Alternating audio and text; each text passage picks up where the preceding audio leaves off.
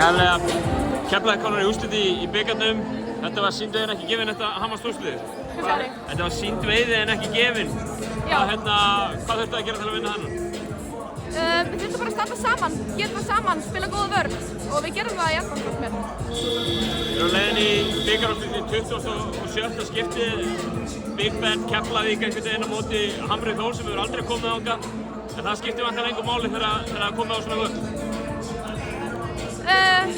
Ég veit ekki alveg hvernig ég á að svara þessu. Oft hefur náttúrulega reynst að skipta máli, stundum ekki, þú veist. Hvað maður að segja. Það er aldrei hægt að ákveða hvernig lið koma inn í þessa leiki. Þetta eru bara öðruvísi leikir. Og þetta var hörkuleikur hérna, mótið þessu liði. En inn í þennan leik þá koma Hamar Þór með mjög beittar. Mættu tilbúna frá fyrstu mínútu og ná. Ég meina það eru konar 10 stigum yfir þetta bara í fyrsta leikluta. Var eitthvað að fara ykkur í Keflavíkurliðinu? Nei, við heldum bara höfði og þú veist líka tölum við inn í klefa og allt saman bara þú veist áfram. Við munum ná þessu, þú veist, ef við höldum áfram og gerum okkar besta og gerum þetta saman.